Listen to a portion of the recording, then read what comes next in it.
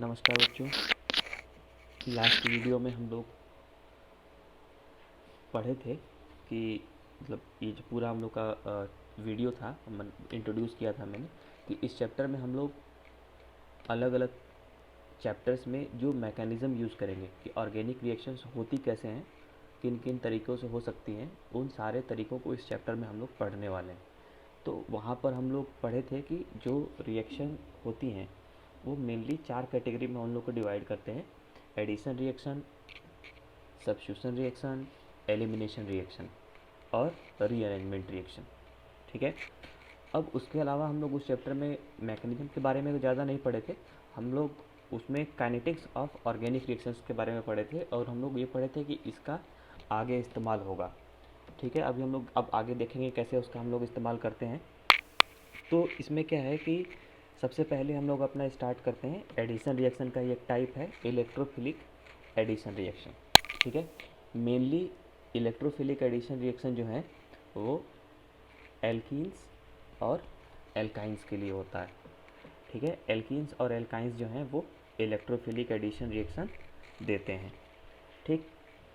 कैसे देते हैं? अब जाहिर सी बात है कि हम लोग पढ़ रखे हैं पहले का कि इलेक्ट्रोफाइल जो हैं वो न्यूक्लियोफाइल से रिएक्ट करते हैं और न्यूक्लियोफाइल इलेक्ट्रोफाइल से रिएक्ट करते हैं। तो अगर ये इलेक्ट्रोफिलिक एडिशन रिएक्शन है और एल्कीन और एल्काइन इलेक्ट्रो जो है उससे रिएक्ट कर रहे हैं इलेक्ट्रोफाइल के साथ, तो एल्कीन और एल्काइन किसी इलेक्ट्रोफाइल के साथ तभी रिएक्ट कर पाएंगे जब वो वर्क करें एज ए न्यूक्लियोफाइल। क्लियर? तो अब यहाँ पे क्या है कि अब पाई बॉन्ड एल्कीन और एल्काइन कैसे एज ए न्यूक्लियोफाइल काम करते हैं, तो उसका एक्सप्लेनेशन यहाँ लिखा हुआ है। Due to presence of pi bond alkene and alkyne react as nucleophile. ठीक है। अब पाई बॉन्ड में ऐसा क्या है कि जिसकी वजह से कोई भी स्पीसीज एज ए कोई ये एल्कीन और एल्काइन जो है वो एज ए न्यूक्लियोफाइल काम कर रहे हैं। ठीक है। तो उसके जानने के लिए हमको सबसे पहले ये जानना होगा कि पाई बॉन्ड बनता कैसे। ठीक है। उसको हम सबसे पहले हमको ये जानना होगा पाई बॉन्ड बनता कैसे है। तो पाई बॉन्ड हम लोग जानते हैं कि कोई भी दो एटम, जैसे दो कार्बन है, ठीक है, मान लीजिए इस कार्बन कार्बन में पाई बॉन्ड बनाना है, तो हम लोग जानते हैं कि ये पाई बॉन्ड जो है वो अनहाइब्रिडाइज्ड ऑर्बिटल बनाते हैं। ठीक है। अब मान लीजिए कार्बन के पास, इसके पास भी एक अनहाइब्रिडाइज्ड ऑर्बिटल है पी ऑर्बिटल, और इस कार्बन के पास भी एक अनहाइब्रिडाइज्ड पी ऑर्बिटल है, एक इलेक्ट्रॉन इसमें एक इलेक्ट्रॉन इसमें, दोनों साइड वाइज ओवरलैप करके पाई बॉन्ड बनाते हैं। तो अब जो हमारे पास सिग्मा बॉन्ड और पाई बॉन्ड में एक बहुत बड़ा अंतर है कि सिग्मा बॉन्ड के जो इलेक्ट्रॉन है वो दोनों न्यूक्लियस के बीच में होते हैं, लेकिन जो पाई बॉन्ड के जो इलेक्ट्रॉन है वो या तो प्लेन के ऊपर होते हैं या तो प्लेन के नीचे होते हैं। ठीक है। जैसे ये वाला पार्ट प्लेन के ऊपर है और ये वाला पार्ट प्लेन के नीचे है। तो जब भी कोई भी स्पीसीज रिएक्ट कर, मान लीजिए इलेक्ट्रोफाइल रिएक्ट करने आया है इससे, ठीक है, तो वो सबसे पहले पाई बॉन्ड से मिलेगा। ठीक है। क्योंकि पाई बॉन्ड ज़्यादा एक्सपोज्ड हैं as compare to sigma bond के। जो पाई बॉन्ड में जो इलेक्ट्रॉन है वो ज़्यादा एक्सपोज्ड हैं as compare to sigma bond के। और दूसरी बात कि पाई बॉन्ड उतने स्ट्रॉन्ग नहीं होते हैं जितना सिग्मा बॉन्ड होता है। ठीक है। तो पाई बॉन्ड के जो इलेक्ट्रॉन होते हैं, सिंपली जो पाई इलेक्ट्रॉन होते हैं वो लूजली बाउंड होते हैं। कैसे होते हैं? वो लूजली बाउंड होते हैं। ठीक है। वो आसानी से किसी को दिए जा सकते हैं, वो आसानी से किसी को डोनेट किए जा सकते हैं। ठीक है। वो आसानी से किसी और के साथ भी शेयर किए जा सकते हैं। ठीक है। तो न्यूक्लियोफाइल वही होता है जो अपना इलेक्ट्रॉन, अपने पेयर ऑफ इलेक्ट्रॉन किसी दूसरे के साथ क्या कर सके, शेयर कर सके। ठीक है। तो बाकी जो हम लोगों ने न्यूक्लियोफाइल पढ़े थे वो अपने लोन पेयर को शेयर करते थे, लेकिन जो एल्कीन और एल्काइन है ये काम करते हैं as a nucleophile with the help of their pi bond, with the help of their pi electron. ठीक है। तो इन वर्ड्स यहाँ पे देखिए लिखा हुआ है, the electrons of pi bond are exposed because pi bond result from overlapping of p orbitals. The pi electrons lie above and below the plane of the double bond. ठीक है। तो वो इतना ज़्यादा एक्सपोज्ड होते हैं कि उनका किसी को देना बहुत ही आसान होता है, और इस वजह से हम लोग जो पाई इलेक्ट्रॉन है उनका इस्तेमाल हम लोग नहीं, एल्कीन या एल्काइन यूज़ करते हैं किसी से बॉन्ड बनाने के लिए, किसी को देने के लिए। तो अब क्योंकि एल्कीन इलेक्ट्रॉन दे रहा है, इलेक्ट्रॉन शेयर कर रहा है, तो वो न्यूक्लियोफाइल है, और कोई दूसरा स्पीसीज जो इलेक्ट्रॉन ले रहा होगा वो काम करेगा एज ए इलेक्ट्रोफाइल। ठीक है। अब यहाँ पे वही बात फिर से लिखी हुई है, during electrophilic addition reaction pi bond of alkene react with electrophiles. ठीक है, तो यहाँ पे जो एल्कीन है वो एज ए न्यूक्लियोफाइल काम कर रहा है, जो कि रिएक्ट कर रहा है किसी इलेक्ट्रोफाइल के साथ, जो कुछ भी हो सकता है। अब इलेक्ट्रोफाइल क्या होते हैं? इलेक्ट्रोफाइल मैंने आपको पिछले क्लास में बताया था, वो स्पीसीज़ जो कि इलेक्ट्रॉन डेफिशिएंट होते हैं। ठीक है, कोई भी चीज़ जो जैसे मान लीजिए H+ है, ठीक है, तो हाइड्रोजन के पास एक इलेक्ट्रॉन होना चाहिए। अब एक इलेक्ट्रॉन उसका निकाल दिए, तब इसके पास एक भी इलेक्ट्रॉन नहीं है, तो ये इलेक्ट्रॉन डेफिशिएंट हो गया। जैसे Cl+ है, ठीक है, जैसे Br+ है, जैसे I+ है। तो कोई भी स्पीसीज़ जिसमें से आप एक इलेक्ट्रॉन निकाल दीजिए, ना पॉजिटिव चार्ज बनाने के लिए एक इलेक्ट्रॉन आप निकाल दीजिए, तो वो इलेक्ट्रोफाइल में कन्वर्ट हो जाता है। ठीक है, या फिर कोई ऐसा स्पीसीज जो पहले से ही जिसमें ऑक्टेट पूरा ना हो, जैसे बोरॉन के जो कंपाउंड है B2S6, ठीक है, या BH3, ठीक है, या BF3 या BCl3, या बोरॉन के ही ग्रुप में आता है एल्यूमिनियम AlCl3, ठीक है, या ZnCl2, ठीक है, या फिर मेटल के भी कुछ आयंस होते हैं जैसे Hg2+, Ag+, ठीक है। तो ये सारे स्पीसीज़ ऐसे हैं जो कि काम करते हैं एज ए इलेक्ट्रोफाइल। क्लियर? ये मतलब कोई भी इलेक्ट्रॉन डेफिशिएंट स्पीसीज जो 2 इलेक्ट्रॉन एक्सेप्ट कर सके, ठीक है, उसको हम लोग किस कैटेगरी में रखते हैं? इलेक्ट्रोफाइल के। ठीक, तो अब ये जो इलेक्ट्रोफाइल हैं, ये जो इलेक्ट्रोफाइल हैं, ये कैसे रिएक्ट करते हैं एल्कीन के साथ? ठीक है, तो यहाँ पे एक जनरल रिएक्शन लिखा हुआ है कि ये आपका एक एल्कीन है, यहाँ देखिए पाई बॉन्ड। ठीक, ये आपके पास एक ऐसा कंपाउंड है जिसमें एक पार्ट जो है वो इलेक्ट्रोफाइल है, एक पार्ट जो है वो न्यूक्लियोफाइल है। ठीक है, जैसे HCl, ठीक है, HCl को डिसोसिएट करते हैं तो क्या मिलता है? H+ और Cl-। तो H+ जो है वो उसका इलेक्ट्रोफिलिक पार्ट हो गया, Cl- न्यूक्लियोफिलिक पार्ट हो गया। जैसे ICl, इसको अगर आप डिसोसिएट करेंगे तो इलेक्ट्रॉन Cl के पास चला जाएगा और आपको मिलेगा I+ और Cl-। ठीक है, तो I+ यहाँ पे इलेक्ट्रोफाइल हो गया, Cl- यहाँ पे न्यूक्लियोफाइल हो गया। वैसे आप किसी के साथ भी लिख सकते हैं, जैसे BrCl ऐसे। तो यहाँ पे ये डिसोसिएट होगा तो Cl इलेक्ट्रॉन Cl के पास चले जाएंगे और ये हो जाएगा Br+ और Cl-। तो यहाँ पे ब्रोमीन जो है वो इलेक्ट्रोफाइल की तरह काम करेगा, Cl- न्यूक्लियोफाइल की तरह काम करेगा। ठीक है, जैसे और भी आप एग्जांपल ले सकते हैं, जैसे आप मान लीजिए HNO2 ले लेते हैं। ठीक है, HNO2 ले लेते हैं। ठीक, HNO2, ठीक है, तो इसको HNO2 का स्ट्रक्चर ऐसा होता है H≡O NO। ठीक है, तो इसको अगर आप डिसोसिएट करेंगे तो आपको मिलेगा H+ और NO2- ऐसे। ठीक है, तो इस तरीके के जो स्पीसीज़ हैं जिसमें एक पार्ट जो होता है वो इलेक्ट्रोफाइल, मतलब ऐसे तो वो कोवैलेंट कंपाउंड होते हैं, लेकिन डिसोसिएट होने के बाद अगर वो एक पार्ट इलेक्ट्रोफाइल में कन्वर्ट हो जाता है और एक पार्ट न्यूक्लियोफाइल में कन्वर्ट हो जाता है, तो उसको हम लोग रिप्रेजेंट करते हैं ENU से। कैसे रिप्रेजेंट करते हैं? ENU से। एक पार्ट उसका जो E वाला जो पार्ट है इलेक्ट्रोफिलिक पोर्शन है, और NU वाला जो पार्ट है वो न्यूक्लियोफिलिक पोर्शन है। ठीक, तो जब भी रिएक्शन होगी तो वहाँ पे क्या होगा कि पाई बॉन्ड जो था एल्कीन का वो ब्रेक हो जाएगा। पाई बॉन्ड एल्कीन का जो है वो ब्रेक हो जाएगा और उसकी जगह पर 2 सिग्मा बॉन्ड बन जाएंगे। ठीक है, जो दो कार्बन आपस में पाई बॉन्ड बनाए थे, वहाँ वो पाई बॉन्ड यहाँ पे आप तोड़ देंगे, ये वाला पाई बॉन्ड आप तोड़ दिए। ठीक है, इसकी जगह पर आपने दोनों कार्बन पे एक एक सिग्मा बॉन्ड बना दिया और एक से इलेक्ट्रोफाइल जोड़ देंगे और दूसरे से न्यूक्लियोफाइल जोड़ देंगे। ठीक है, अब आप बोलेंगे सर यहाँ तो दोनों जोड़ रहे हैं ना, तो कैसे ये इलेक्ट्रोफिलिक एडिशन रिएक्शन हुआ? ठीक है, यहाँ तो दोनों जुड़ रहे हैं ना, इलेक्ट्रोफाइल भी जुड़ रहा है और न्यूक्लियोफाइल भी जुड़ रहा है। तो इसका जो रहस्य है वो कहाँ छुपा हुआ है? मैकेनिज्म में। ठीक है, कि आखिर ये रिएक्शन हो कैसे रही है। ठीक है, तो इसका रहस्य ये है कि ये रिएक्शन 2 स्टेप में होता है। पहले स्टेप में इलेक्ट्रोफाइल ऐड होता है, दूसरे स्टेप में न्यूक्लियोफाइल ऐड होता है। ठीक है, तो जैसे ही आप क्योंकि एल्कीन जो था वो तो न्यूक्लियोफाइल था, तो जाहिर सी बात है पहले किससे रिएक्ट करेगा? इलेक्ट्रोफाइल से रिएक्ट करेगा। तो जैसे ही उसके पास इलेक्ट्रोफाइल आएगा, जैसे ही उसके पास एल्कीन के पास इलेक्ट्रोफाइल आएगा, एल्कीन क्या करेगा? अपना पाई बॉन्ड शेयर कर लेगा। पाई बॉन्ड वाले जो इलेक्ट्रॉन है वो शेयर कर लेगा किसके साथ? इलेक्ट्रोफाइल के साथ। तो एक बात हमेशा ध्यान रखेंगे कि जहाँ से इलेक्ट्रॉन जनरेट होंगे एरो वहाँ से स्टार्ट होगा और जिसको दिए जाएंगे वहाँ पे एरो ख़त्म होगा। देखिए फिर से बना दे रहा हूँ। देखिए ये एरो स्टार्ट कहाँ से हो रहा है, पाई इलेक्ट्रॉन से, जहाँ किधर रहा है, इलेक्ट्रोफाइल की तरफ, ऐसे। क्लियर। अब दिक्कत ये है कि आपने पाई इलेक्ट्रॉन के दोनों इलेक्ट्रॉन शेयर कर लिए इलेक्ट्रोफाइल के साथ।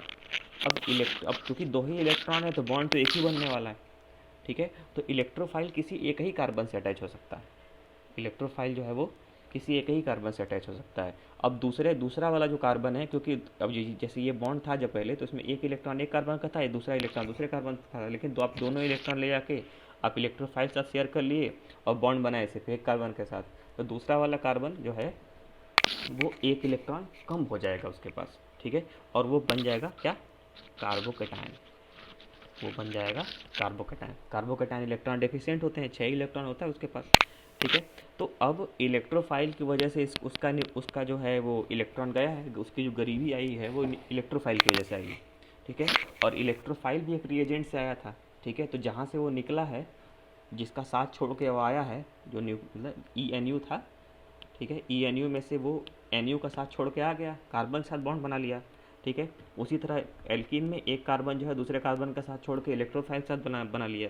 तो अब मौकाए दस्तूर यही है कि दोनों अपना अपना धोखा, जो दोनों के साथ जो धोखा हुआ है उसको कंपनसेट करेंगे आपस में बॉन्ड बना के, ठीक है।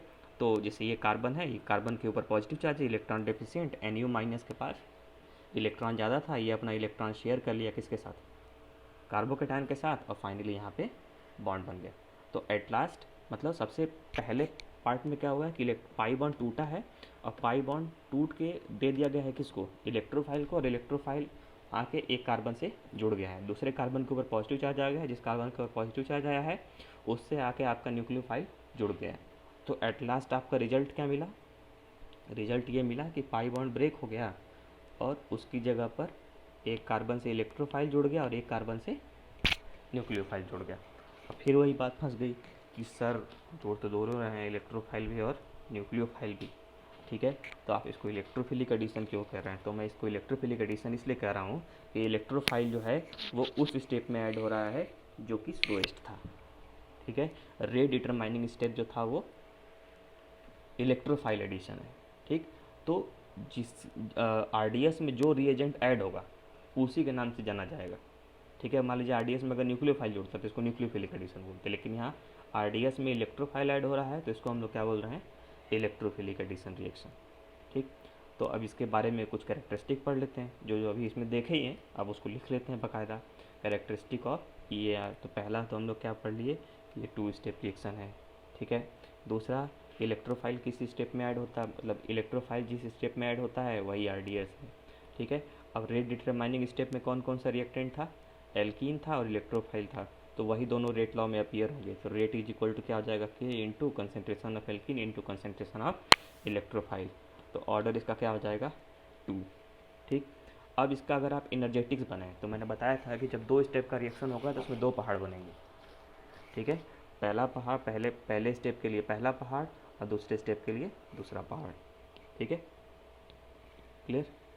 तो अब इसमें आप देख सकते हैं पहले स्टेप में आपके पास क्या था, एल्कीन था और ENU था। तो ENU में से आपका इलेक्ट्रोफाइल जाकर रिएक्ट करेगा किसके साथ, कार्बन के साथ, सॉरी पाई इलेक्ट्रॉन के साथ। अब वो जो पाई इलेक्ट्रॉन है, ठीक है, और जैसे जैसे वो पाई इलेक्ट्रॉन टूटेगा, मतलब ऐसे अचानक से टूट नहीं जाएगा, धीरे धीरे टूटेगा, और जैसे धीरे धीरे टूटेगा वैसे वैसे इलेक्ट्रोफाइल अपना बॉन्ड बनाएगा, तो बीच में ट्रांजिशन स्टेट बन जाएगा। इस ट्रांजिशन स्टेट में क्या है कि कार्बन कार्बन के बीच में बॉन्ड टूट रहा होगा और कार्बन इलेक्ट्रोफाइल के बीच में बॉन्ड बन रहा होगा, और जैसे जैसे कार्बन इलेक्ट्रोफाइल में बॉन्ड बनेगा वैसे वैसे दूसरे कार्बन के ऊपर पॉजिटिव चार्ज जनरेट हो रहा होगा।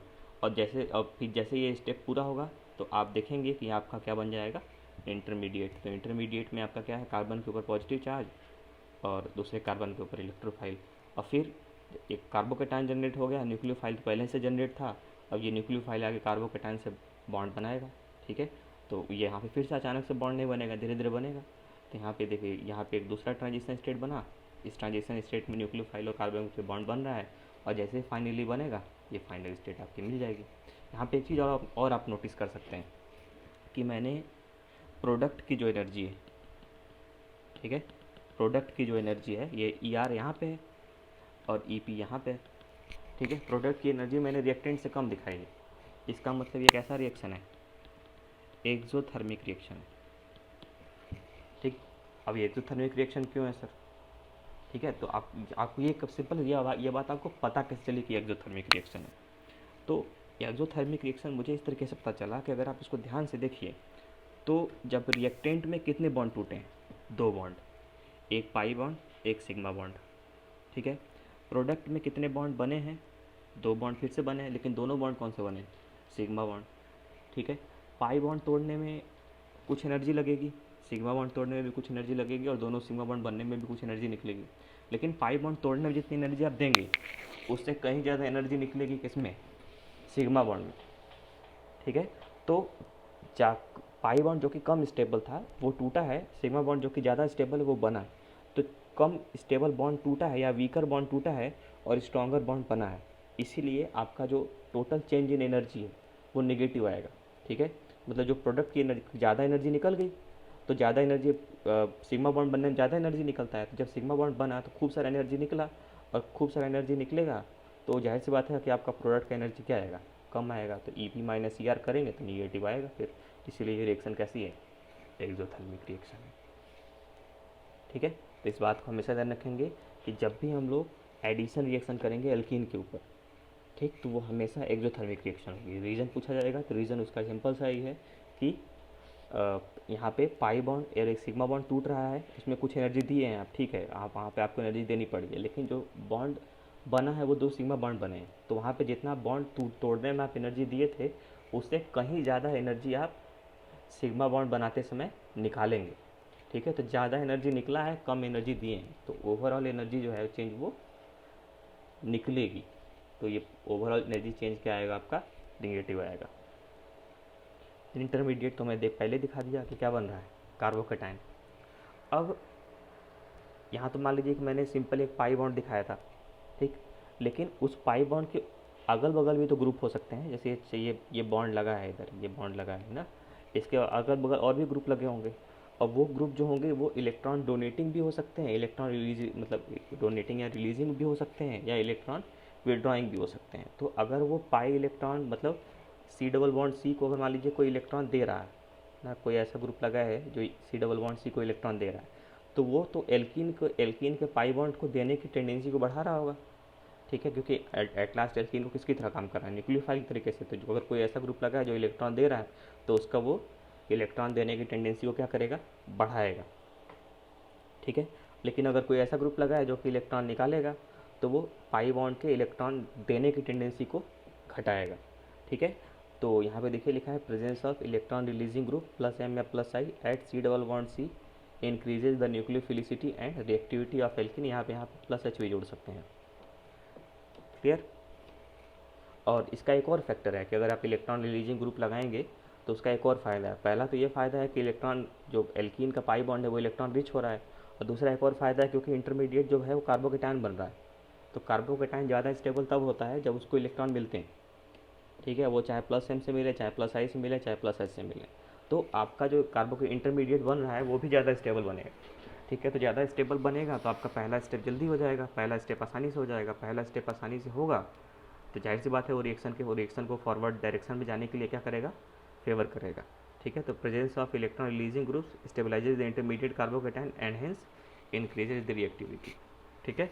मतलब कि एल्कीन का इलेक्ट्रोफिलिक एडिशन रिएक्शन करने का चांस तब ज़्यादा होगा जब उसके ऊपर कोई ऐसा ग्रुप लगा हो जो कि उसको क्या कर रहा हो, इलेक्ट्रॉन दे रहा हो, ठीक है। तो इस पर हम लोग भी क्वेश्चन करेंगे थोड़ी देर बाद आगे, क्या बस इतना भी अभी आप ध्यान रखिए कि एल्कीन इलेक्ट्रोफिलिक एडिशन रिएक्शन देने में उसकी रिएक्टिविटी तब ज़्यादा होती है जब उसके ऊपर कोई ऐसा ग्रुप लगा हो जो उसको इलेक्ट्रॉन दे रहा हो, ठीक है। लेकिन अगर कोई ऐसा ग्रुप लगा होता, अब अच्छा इलेक्ट्रॉन देने वाले ग्रुप कौन से होते हैं, जैसे मान लीजिए O माइनस है तो O minus plus M plus I लगा, मैंने लिखवा रखे हैं सारे, ठीक है, जैसे OH है, ठीक है, जैसे NH2 है, ठीक है, जैसे CH3 है ना, ये सब आपके क्या हैं, इलेक्ट्रॉन डोनेटिंग ग्रुप है, ठीक।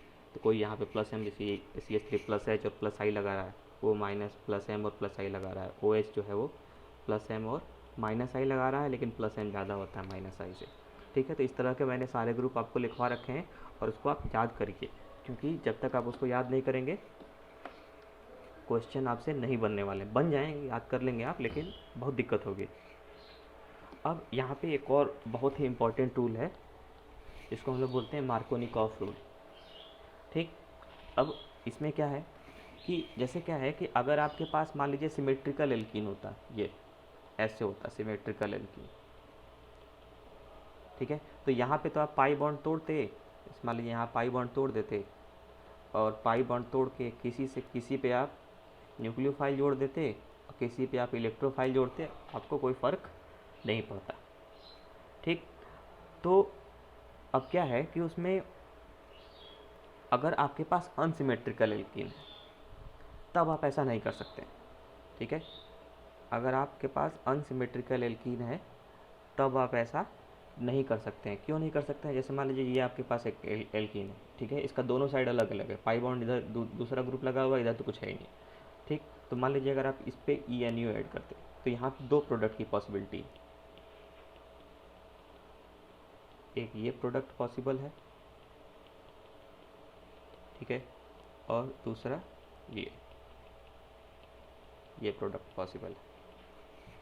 ठीक है, एक में E पहले बीच में लगा है, NU किनारे लगा है, एक में E किनारे लगा है, NU बीच में लगा है। ठीक, तो इसी चीज़ को पहचानने के लिए कि कौन सा प्रोडक्ट ज़्यादा बनेगा, ये वाला ज़्यादा बनेगा या ये वाला ज़्यादा बनेगा, ठीक है, इसी चीज़ को पहचानने के लिए हम लोगों ने, मतलब हम लोगों ने नहीं, एक साइंटिस्ट थे मार्कोनिकॉफ, उन्होंने अपना एक रूल दिया था जिसको हम लोग बोलते हैं मार्कोनिकॉफ रूल। ठीक, अब ये क्या बोलता है कि in the ionic addition of an unsymmetrical reagent to a double bond, ठीक है, the positive portion of the adding reagent attaches itself to a carbon atom of the double bond so as to yield more stable carbocation as an intermediate। ठीक है, इसका आसान सा मतलब ये है कि आपका जो इलेक्ट्रोफाइल है, ठीक है, जैसे दो कार्बन है, पहला आपको इलेक्ट्रोफाइल ऐड करना है, जैसे मान लीजिए कि यहाँ पे, ठीक है, जैसे मान लीजिए कि ये है आपके पास, तो अब यहाँ पे ये जो है, यहाँ पे क्या है कि अब आपको पहला, आप जाहिर सी बात है पहला स्टेप तो आपको इलेक्ट्रोफाइल ऐड करना है ना, तो इसे ना यहाँ देखिए लिखा हुआ है the positive portion of the adding reagent attaches itself to a carbon atom of the double bond so as to yield more stable carbocation. जो पॉजिटिव पोर्शन है आपके रिएजेंट का वो डबल बॉन्ड वाले उस डबल बॉन्ड वाले carbon से जुड़ेगा जिस पे जुड़ने से बनने वाला कार्बोकेटाइन ज़्यादा स्टेबल। ठीक है, जैसे इलेक्ट्रोफाइल आप ऐड किए, ऐड कर रहे हैं तो इलेक्ट्रोफाइल आप दो जगह ऐड कर सकते हैं, इस वाले कार्बन पे भी कर सकते हैं, इस पे भी कर सकते हैं। जैसे मान लीजिए अगर आप साइड वाले पे ऐड किए तो पॉजिटिव चार्ज यहाँ बन गया, अगर इलेक्ट्रोफाइल आप बीच वाले पे ऐड किए तो पॉजिटिव चार्ज किनारे बन गया। ठीक है, लेकिन क्या अब दोनों जगह कार्बोकेटाइन बने हैं, लेकिन क्या दोनों कार्बोकेटाइन की स्टेबिलिटी सेम है? नहीं, दोनों कार्बोकेटाइन की स्टेबिलिटी सेम नहीं है। कैसे सेम नहीं है? अब देखिए ध्यान से, इस कार्बोकेटाइन के पास दो अल्फा कार्बन है, ठीक है, इस पे 3 हाइड्रोजन है, तो अल्फा हाइड्रोजन यहाँ पे कितने हैं? 3, और यहाँ पे अल्फा हाइड्रोजन कितने हैं? 2, तो टोटल अल्फा हाइड्रोजन कितने हो गए? 5। तो यहाँ पे प्लस H ज़्यादा लगेगा। ठीक है, प्लस H जो है हम लोग कैसे निकालते हैं? अल्फा हाइड्रोजन के इनके कार्बोकेटाइन का। ठीक है, यहाँ पे देखिए ये पॉजिटिव चार्ज है, इसके बगल में एक ही अल्फा कार्बन है और अल्फा हाइड्रोजन यहाँ पे कितने हैं? 1। तो ज़्यादा स्टेबल कौन सा हुआ? ये पहला वाला, लेस स्टेबल हुआ दूसरा वाला। ठीक है, तो ये जो पहला वाला आपका प्रोडक्ट है वो ज़्यादा बनेगा। ये पहला वाला इसका प्रोडक्ट नहीं है अभी, तो इंटरमीडिएट है, तो पहला वाला इंटरमीडिएट ज़्यादा बनेगा, दूसरा वाला इंटरमीडिएट कम बनेगा। ठीक है, तो जब उससे आप प्रोडक्ट बनाएंगे ना, जब इससे आप प्रोडक्ट बनाएंगे, जब उस पर हम न्यूक्लियोफाइल ऐड करेंगे, ठीक है, तो एक बार पहले वाले में न्यूक्लियोफाइल ऐड करेंगे तो ये बनेगा, ठीक है, और दूसरे वाले में न्यूक्लियोफाइल ऐड करेंगे तो ये बनेगा। ठीक, तो अब क्योंकि पहला वाला इंटरमीडिएट ज़्यादा स्टेबल था तो पहला वाला प्रोडक्ट भी क्या बनेगा? मेजर प्रोडक्ट बनेगा, दूसरा वाला प्रोडक्ट, ठीक है, दूसरा वाला प्रोडक्ट कम बनेगा। ऐसे क्लियर? ठीक, जैसे और एग्जांपल ले लेते हैं, जैसे मान लीजिए कि ये आपके पास एक एल्कीन है, इसमें आप HBr ऐड कर रहे हैं। ठीक है, HBr ऐड करने हैं तो HBr में इलेक्ट्रोफाइल कौन है? H+, और न्यूक्लियोफाइल कौन है? Br माइनस, तो पहले कौन ऐड होगा, H प्लस। क्लियर। अब H प्लस जो है, अब H प्लस आपको जोड़ना है, ये पाई बॉन्ड आया आपके पास, पाई बॉन्ड ना, पाई बॉन्ड न्यूक्लियोफाइल है, एल्किन न्यूक्लियोफाइल है, H प्लस इलेक्ट्रोफाइल है, तो इलेक्ट्रॉन हमेशा न्यूक्लियोफाइल से इलेक्ट्रोफाइल तरफ जाएंगे, तो पाई इलेक्ट्रॉन देखिए अपना दे दिया किसको, H प्लस को। अब हाइड्रोजन एक ही कार्बन जोड़ सकता है, या तो इस वाले कार्बन जोड़ेगा या तो इस वाले कार्बन जोड़ेगा। तो जब आपका साइड वाले कार्बन से आप जोड़ेंगे तो पॉजिटिव चार्ज बीच में बनेगा, और जब बीच वाले कार्बन जोड़ेंगे तो पॉजिटिव चार्ज साइड में बनेगा। ठीक। और इसमें ज़्यादा स्टेबल कौन है, देखिए यहाँ पे अल्फा हाइड्रोजन कितने हैं, एक अल्फा कार्बन, दो अल्फा कार्बन, तीन अल्फा कार्बन, और तीनों पे तीन तीन हाइड्रोजन है, तो अल्फा हाइड्रोजन कितने हुए, 9। यहाँ पे एक ही अल्फा कार्बन है, तो अल्फा हाइड्रोजन यहाँ पे कितना होगा, 1। ठीक। तो जब 9 अल्फा हाइड्रोजन है तो यहाँ पे प्लस से ज़्यादा लगेगा और इसकी स्टेबिलिटी ज़्यादा होगी, तो ये आपका मोर स्टेबल है, ये लेस स्टेबल है। ठीक। तो अब जो मोर स्टेबल है उसमें न्यूक्लियोफाइल जोड़ेंगे तो जो बनने वाला प्रोडक्ट है वो मेजर प्रोडक्ट बनेगा, और लेस वाले में जोड़ेंगे तो बनने वाला प्रोडक्ट माइनर प्रोडक्ट बनेगा। ठीक। तो ये है आपका। उसी तरह आप अगला एग्जांपल ले लेते हैं। ठीक है, ये आपके पास एक एल्कीन है और ये आप ICl है। ठीक है, ICl में मैंने अभी बताया कि क्योंकि क्लोरीन की इलेक्ट्रोनेगेटिविटी ज़्यादा है तो ये डिसोसिएशन के समय इलेक्ट्रॉन क्लोरीन की तरफ जाएगा, और आपका जो बनेगा प्रोडक्ट, सॉरी जो आपके इलेक्ट्रोफाइल बनेगा वो I प्लस बनेगा, और न्यूक्लियोफाइल क्या बनेगा, Cl माइनस। तो पहले कौन जुड़ेगा जाके, I प्लस। ठीक है, तो आप अपना ये इलेक्ट्रॉन लेके गए, दिया किसको, I प्लस को। तो आई आप साइड में भी जोड़ सकते हैं और बीच में भी जोड़ सकते हैं। साइड में जोड़ेंगे तो यहाँ पॉजिटिव चार्ज बनेगा, और बीच में जोड़ेंगे तो साइड में बनेगा। ठीक है, तो जैसे ही आप करेंगे तो ये आप देख लीजिए, क्योंकि ये पॉजिटिव चार्ज जो है वो बेंजीन के बगल में है, और बेंजीन के बगल में जो कार्बोकेटायन होता है जब पॉजिटिव चार्ज होता है तो पाई सिग्मा पॉजिटिव चार्ज, तो यहाँ पर रेजोनेंस होगा। ठीक है, तो रेजोनेंस की वजह से इस कार्बोकेटायन की स्टेबिलिटी ज़्यादा होगी। यहाँ पे रेजोनेंस नहीं हो पाएगा, पॉजिटिव सिग्मा सिग्मा फिर पाई आएगा, यहाँ पे इस कार्बोकेटायन की स्टेबिलिटी कम होगी, तो ये ज़्यादा स्टेबल है, ये कम स्टेबल है, तो ये आपका मेजर प्रोडक्ट बन जाएगा, ये माइनर प्रोडक्ट बन जाएगा। क्लियर। अब यहाँ पे और भी आपको मैं एग्जांपल दूंगा, आप उसको सॉल्व करिएगा, फिर मैं आपको उसको आंसर दूंगा। ठीक है, इसमें और भी बातें हैं जिसको हम लोग यहाँ पे अभी डिटेल में नहीं पढ़ेंगे, क्योंकि यहाँ तो बस हम लोग इंट्रोडक्शन ले रहे हैं। डिटेल में तो जब हम लोग एल्कीन और एल्काइन पढ़ेंगे तो वहाँ पर आपको 50 ऐसे प्रॉब्लम करने होंगे। इसके 10 टाइप होते हैं, 10 मतलब कम से कम 10 तरह के इलेक्ट्रोफिलिक एडिशन रिएक्शन अलग अलग रिएजेंट को हम लोग जोड़कर वहाँ पर आप करेंगे। बस यहाँ पर आपको मैकेनिज़्म याद कर लेना है, ये जितने स्टेप मैं बताऊँगा ये आपको याद होने चाहिए कि मार्कोनिकॉफ रूल क्या होता है। ठीक है, मार्कोनिकॉफ रूल क्या होता है, कैसे उसको यूज़ करते हैं, और बहुत सारी चीज़ें।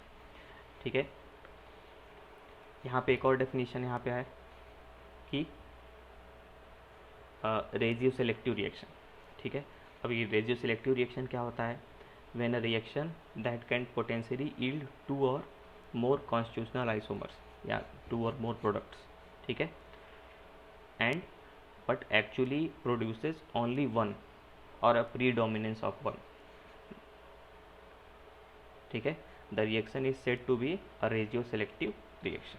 ठीक है, या आसान भाषा में बोलें कि अगर कोई भी रिएक्शन ऐसा है जहाँ पर एक से ज़्यादा प्रोडक्ट पॉसिबल है, ठीक है, और वो प्रोडक्ट एक दूसरे के कॉन्स्टिट्यूशनल आइसोमर या स्ट्रक्चरल आइसोमर है, और लेकिन उन दोनों कॉन्स्टिट्यूशनल आइसोमर्स में से एक ही आइसोमर ज़्यादा बन रहा है, एक मेजर बन रहा है और एक माइनर बन रहा है, तो उस तरह के रिएक्शन को हम लोग क्या बोलते हैं, रेजियो सेलेक्टिव रिएक्शन। ठीक है, तो आपका जो इलेक्ट्रोफिलिक एडिशन रिएक्शन होते हैं वो कैसे होते हैं, रेजियो सेलेक्टिव नेचर के होते हैं। ठीक, अब यहाँ पे एक और पॉइंट है, जैसे 11th पॉइंट आप जोड़ सकते हैं। अब हम लोग जैसे कार्बोकेटायन पढ़े थे, ठीक है, तो कार्बोकेटायन में हम लोग एक और चीज़ पढ़े थे, रीअरेंजमेंट ऑफ कार्बोकेटायन। ठीक है, तो रीअरेंजमेंट ऑफ कार्बोकेटायन पॉसिबल है, लेकिन उसको हम लोग यहाँ पे ज़्यादा डिस्कस नहीं करेंगे, क्योंकि जाहिर सी बात हम इसको डिस्कस तो करना ही है, उसको हम लोग चैप्टर के अंदर अच्छे से पूरा डिटेल में स्टडी करेंगे। तो इतनी सी बातें आपको याद रखनी चाहिए कि जैसे एक नॉर्मल अगर छोटा सा रिएक्शन आपको दे दिया गया है, जैसे कोई भी आपको एल्कीन दे दिया जाए, तो उस एल्कीन में आपको इलेक्ट्रो मतलब HCl से रिएक्शन कराना है, HBr से रिएक्शन कराना है, HI से रिएक्शन कराना है, तो आप कैसे कराएंगे। ठीक है, इलेक्ट्रोफाइल कहाँ जोड़ेंगे, न्यूक्लियोफाइल कहाँ जोड़ेंगे, ठीक है, एल्कीन किसकी तरह काम करेगा, इलेक्ट्रोफाइल या न्यूक्लियोफाइल, तो ये सारी बातें आपको पता होनी चाहिए। ठीक है। तो अब मान लीजिए अभी वहाँ पे हम लोग शुरू में रिएक्टिविटी के बारे में डिस्कस किए थे कि कंपेयर रिएक्टिविटी, कि कौन सा एल्कीन ज़्यादा रिएक्टिव होगा, कौन सा एल्कीन कम रिएक्टिव होगा। ठीक है। तो वहाँ पे हम लोग पढ़े थे कि जिसका और रिएक्टिविटी किस सेंस में, इलेक्ट्रोफिलिक एडिशन के सेंस में। ठीक है। तो जिसका वो एल्कीन जिसका कार्बोकेटायन ज़्यादा स्टेबल बनेगा। ठीक। जैसे मान लीजिए कि ये है, इसमें आप इलेक्ट्रोफाइल जोड़ेंगे, तो इलेक्ट्रोफाइल जोड़ते समय आप इलेक्ट्रोफाइल वहाँ जोड़ेंगे जहाँ पे कार्बोकेटायन ज़्यादा स्टेबल हो। ठीक है। अभी हम लोग कुछ देर पहले पढ़े थे कि बीच में जब पॉजिटिव चार्ज होगा तो ज़्यादा स्टेबल होगा। उसी तरह यहाँ पे देखिए, यहाँ पे आप इलेक्ट्रोफाइल जोड़िए। ठीक है। उसी तरह इसमें भी इलेक्ट्रोफाइल जोड़िए, ऐसे। ठीक। तो अब ये आपने इंटरमीडिएट बना लिए सबके। अभी मैंने कुछ देर पहले आपको बताया था कि जो रिएक्टिविटी ऑफ एल्कीन है वो directly towards electrophilic addition reaction वो डायरेक्टली प्रोपोर्शनल होगा स्टेबिलिटी ऑफ कार्बोकेटायन को। तो स्टेबिलिटी ऑफ कार्बोकेटायन देखना है तो मान लीजिए यहाँ पे अल्फा हाइड्रोजन कितने हैं, 5। यहाँ पे अल्फा हाइड्रोजन कितने हैं, 3 3 6 2 8। और यहाँ पे रेजोनेंस हो रहा है, तो रेजोनेंस से स्टेबिलिटी ज़्यादा मिलती है। तो रेजोनेंस से स्टेबिलिटी ज़्यादा मिलेगी तो ये वाला कार्बोकेटायन ज़्यादा स्टेबल होगा, ये वाला कम होगा, ये और भी कम होगा। तो सबसे ज़्यादा रिएक्टिव एल्कीन कौन सा है, तीसरा वाला, फिर दूसरा, फिर पहला, ऐसे। क्लियर। वैसे ही आप इसमें देखिए, यहाँ पे आप बनाइए, इलेक्ट्रोफाइल जोड़िए। ठीक है। तो अब चाहे अब यहीं पे आप देख सकते हैं, जैसे मान लीजिए यहाँ सोच लीजिए, यहाँ पॉजिटिव चार्ज बनेगा तो क्या होगा, यहाँ पॉजिटिव चार्ज बनेगा तो क्या होगा। यहाँ पे पॉजिटिव चार्ज बनेगा तो नाइट्रोजन के बगल में होगा, और नाइट्रोजन के पास लोन पेयर है, तो नाइट्रोजन अपना लोन पेयर उसको दे सकता है। ठीक है। तो जाहिर सी बात है कार्बोकेटायन की स्टेबिलिटी यहाँ पे ज़्यादा होगी। तो बार बार आपको लिखने की ज़रूरत नहीं है। तो आप यहाँ पे इलेक्ट्रोफाइल जोड़ दीजिए, बीच वाले पे यहाँ पॉजिटिव चार्ज और यहाँ पे NH2। ठीक है। यहाँ पे आप इलेक्ट्रोफाइल जोड़िए, फिर सोचिए कहाँ पे होगा पॉजिटिव चार्ज, कहाँ ज़्यादा स्टेबल होगा। सोचिए, सोच लिए, लिखिए। यहाँ पे पॉजिटिव चार्ज करेंगे और यहाँ पे भी कर सकते, दोनों जगह आप आ सकता है। लेकिन यहाँ पे जब पॉजिटिव चार्ज होगा तो उसको कोई हेल्प नहीं मिलने वाली। लेकिन जब यहाँ पे पॉजिटिव चार्ज होगा तो उसके बगल में ऑक्सीजन है, ऑक्सीजन में लोन पर उसको डोनेट कर सकता है, तो वहाँ पे उसकी स्टेबिलिटी ज़्यादा है। तो यहाँ पे आप इलेक्ट्रोफाइल जोड़ दिए, तो यहाँ पे आप OH लगा दिए, तो यहाँ पॉजिटिव चार्ज होगा। ठीक है। वैसे ही यहाँ पे आप कर सकते हैं, जाहिर सी बात है बेंजीन के बगल में रहेगा, वहाँ रेजोनेंस होगा, ऐसे। ठीक। अब इनमें से ज़्यादा स्टेबिलिटी किसकी है, तो जाहिर सी बात है नाइट्रोजन में लोन पेयर दे रहा है, ऑक्सीजन में लोन पेयर दे रहा है। ठीक है। बेंजीन पे अपना पाई इलेक्ट्रॉन देगा, उसको रेजोनेंस कराएगा। ठीक है। लेकिन हम लोग पढ़े हैं कि +M जो पावर होता है वो नाइट्रोजन का ज़्यादा होता है एज़ कम्पेयर टू ऑक्सीजन से, और ऑक्सीजन का ज़्यादा होता है एज़ कम्पेयर टू बेंजीन से। क्योंकि बेंजीन इलेक्ट्रॉन भले से दे रहा है, अपना पाई इलेक्ट्रॉन दे रहा है, लेकिन उसका ऑक्टेट पूरा नहीं कर रहा है। और ऐसे आप पाई इलेक्ट्रॉन दे भी देंगे तो बेंजीन के ऊपर पॉजिटिव चार्ज रहेगा। लेकिन यहाँ पे क्या है, नाइट्रोजन जैसे अपना इलेक्ट्रॉन शेयर करेगा उसका कार्बन का ऑक्टेट पूरा हो जाएगा। ठीक है। तो जिसका +M ज़्यादा होगा वो कार्बोकेटायन को ज़्यादा स्टेबल करेगा। तो यहाँ पे आपका पहला वाला ज़्यादा स्टेबल होगा, दूसरा वाला उससे कम, तीसरा वाला उससे कम। तो सबसे ज़्यादा रिएक्टिविटी किसकी होगी, पहले की, फिर दूसरे की, फिर तीसरे की, ऐसे। ठीक है। उसी तरह आप यहाँ देख सकते हैं, यहाँ पे एल्कीन डबल बॉन्ड से कौन जुड़ा है, ऑक्सीजन। यहाँ पे NO2, यहाँ पे CN। तो ऑक्सीजन क्या करेगा, +M -I लगाएगा, लेकिन +M ज़्यादा होता है। NO2 क्या लगाएगा, -M -I। ठीक है। -M तो नहीं लगा पाएगा, ठीक है, -M -I। CN क्या लगाएगा, ये भी -M और -I, लेकिन NO2 का -M ज़्यादा होता है CN से। सबसे ज़्यादा रिएक्टिविटी किसकी हुई, पहले की। अब दूसरे और तीसरे में करना है, तो ये भी रिएक्टिविटी कम कर रहा है, ये भी रिएक्टिविटी कम कर रहा है, लेकिन ज़्यादा रिएक्टिविटी कम कौन करेगा, NO2, वो ज़्यादा इलेक्ट्रॉन विड्रॉ कर रहा है। ठीक है। CN कम इलेक्ट्रॉन विड्रॉ कर रहा है। तो अगर इन दोनों में रिलेटिव कंपेरिजन करेंगे तो ज़्यादा रिएक्टिव थर्ड वाला होगा, फिर सेकेंड वाला, ऐसे। ठीक है।